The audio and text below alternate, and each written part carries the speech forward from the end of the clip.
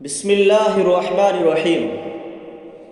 تو بیٹا یہ مصدر کا بیان ہو چکا اور آگے کو علامتیں تھیں اس کی کہ علامتیں بیان کرنا ہے، اور سبق یعنی کام تھے، سوالات تھے، ان کو حل کرنا تھا۔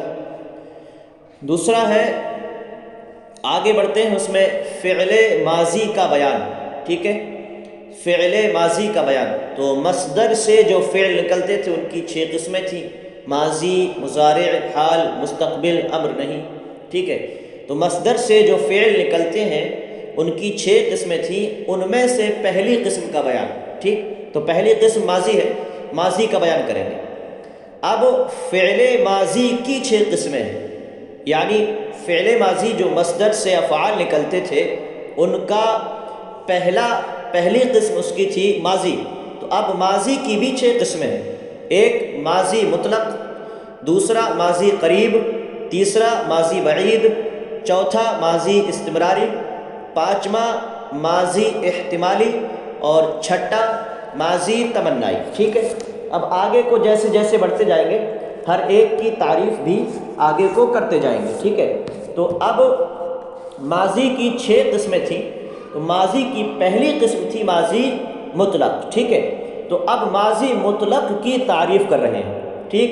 ماضی مطلق وہ ہے جس سے گزرے ہوئے زمانے میں کیا ہوا کام سمجھا جائے، ٹھیک، اور یہ معلوم نہ ہو کہ اس کام کو ہوئے تھوڑا زمانہ گزرا ہے یا زیادہ، ٹھیک ہے۔ تو یہ ماضی مطلق کی تعریف کر دی، یعنی وہ ہے جس سے یہ تو معلوم ہو جائے کہ یہ کام جو کیا گیا ہے یہ گزرے ہوئے زمانے میں کیا گیا ہے، یعنی پاسٹ میں کیا گیا ہے، ٹھیک ہے، لیکن یہ نہیں معلوم ہو کہ گزرا ہوا زمانہ وہ تھوڑا ہے یا بہت زیادہ ہے، ٹھیک ہے۔ تو یہ ماضی مطلق ہے، ٹھیک۔ تو جس سے گزرے ہوئے زمانے میں کیا ہوا کام سمجھا جائے اور یہ معلوم نہ ہو کہ اس کام کو ہوئے تھوڑا زمانہ گزرا ہے یا زیادہ، یہ ماضی مطلق ہے، ٹھیک ہے۔ اب ماضی مطلق کے بنانے کا قاعدہ، ٹھیک، ماضی مطلق بنائیں گے کیسے، ٹھیک۔ تو کہتے ہیں مصدر کے آخر سے نون اور اس سے پہلے زبر کو گرا کر یعنی ہٹا کر، ٹھیک ہے، ماضی مطلق بناتے ہیں۔ جیسے پروردن سے پرورد، ٹھیک ہے۔ تو پروردن یہ مصدر تھا، یہاں سے پہلے نون کو ہٹایا تو اب بچا پروردہ، ٹھیک ہے۔ اب اس سے پہلے یعنی نون سے پہلے جس حرف پر زبر تھا تو اس حرف پہ سے وہ زبر بھی ہٹایا تو اب بن گیا پرورد، ٹھیک ہے۔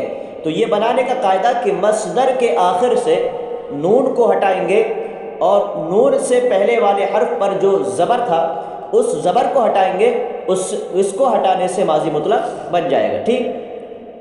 اب گردان ہے، گردان ماضی مطلق معروف، ٹھیک۔ تو اب گردان اسی حساب سے کریں گے جو صیغے بیان کیے گئے تھے کہ واحد غائب جمع غائب، واحد حاضر جمع حاضر، واحد متکلم جمع متکلم، ان میں علامتیں بھی لائیں گے۔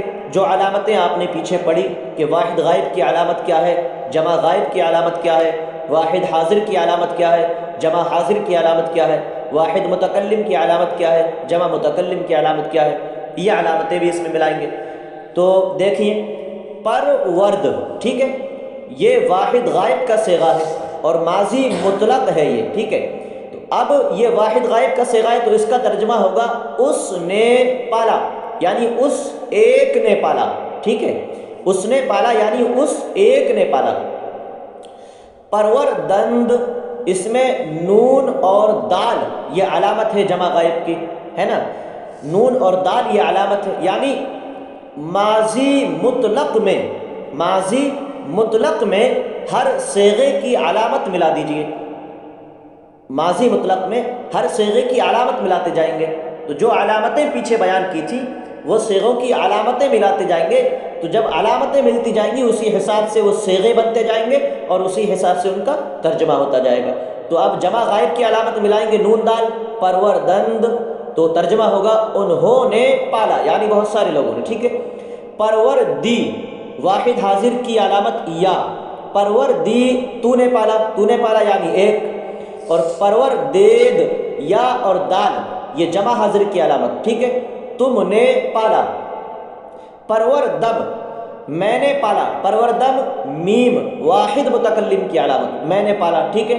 پروردیم ہم نے پالا، یا اور میم جمع متکلم کی علامت، ٹھیک ہے۔ تو پروردیم ہم نے پالا۔ اب اس کے آگے کو کام ہے سوالات، جیسے ماضی مطلق کی تعریف کرو۔ تو ماضی مطلق کی تعریف آپ کی کتاب میں ہے، آپ یاد کیجئے گا اسے اور اس کی تعریف لکھ کر کے لائیے گا۔ دوسرا ہے ماضی مطلق بنانے کا قاعدہ بتاؤ، یہ بھی آپ کی کتاب میں ہے کہ مصدر کے آخر سے نون کو ہٹانا ہے اور اس سے پہلے زبر کو ہٹانا ہے، ماضی مطلق بن جائے گا۔ تیسرا ہے پروردید کا ترجمہ کرو۔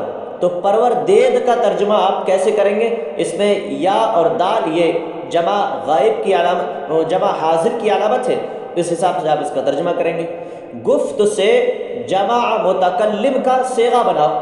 تو گفت سے جب صیغہ بنائیں گے جمع متکلم کا، اس میں جمع متکلم کی علامت یا اور میم کو لے آئیں گے، ٹھیک ہے۔ خردی کیا صیغہ ہے؟ خردی یہ خرد ہے، آپ نے پڑھا تھا ابھی، ماضی مطلق۔ اب اس میں علامتیں ملائی گئی ہیں، تو یا کس صیغے کی علامت ہے اس کو بتا دینا ہے کہ خردی یہ صیغہ ہے۔ جمع غائب کی علامت بیان کرو، تو جمع غائب کی علامت آپ کو اچھے سے معلوم ہے۔ پرورد سے واحد متکلم کا صیغہ کیا ہوگا؟ وہ آپ کے نقشے میں موجود ہے، پرورد سے واحد متکلم کیا ہوگا۔ جمع حاضر کی پہچان کیا ہے؟ پہچان یعنی علامت، ٹھیک ہے، تو وہی بتانا ہے بیٹا، جو جمع حاضر کی علامت ہے وہی بتانا ہے۔ اس کے آگے کو مصادر ہے کچھ۔ گفتن، گفتن کا معنی کہنا، شنیدن، شنیدن کا معنی سننا، نوشتن، نوشتن کا معنی لکھنا، خواندن، خواندن کا معنی پڑھنا، خوردن، خوردن کا معنی کھانا، نوشیدن، نوشیدن کا معنی پینا، ٹھیک ہے۔ اس کے آگے کو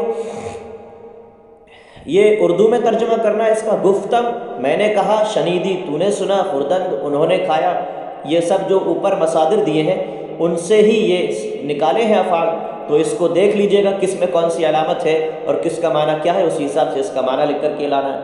آگے ہے فارسی بناؤ، تو اس نے لکھا، نوشتن کا معنی لکھنا ہے اور اس نے لکھا یہ ماضی مطلق ہے، تو آپ دیکھ لیجئے گا نوشتن سے ماضی مطلق بنائیں گے تو نون ہٹائیں گے اور اس سے پہلے زبر ہٹائیں گے، تو نوشتن سے جب یہ ہٹائیں گے تو نوشت بن گیا۔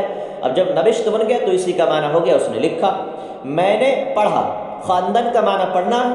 اب خواند جب یہ آ گیا، اس میں آپ ایک علامت ملا دیں گے واحد متکلم کی، خواندم، خواندم، ٹھیک ہے۔ جب خواندم کر دیں گے تو ہو جائے گا میں نے پڑھا۔ اسی طریقے سے یہ پورا کام کرنا ہے آپ کو، اردو میں ترجمہ کرنا ہے، فارسی میں ترجمہ کرنا ہے، یہ مصادر یاد کرنا ہے اور سوالات کرنا ہے، اور ماضی مطلق کی تعریف اور اس کے بنانے کا قاعدہ یاد کرنا ہے، اور یہ گردان بھی یاد کرنا ہے۔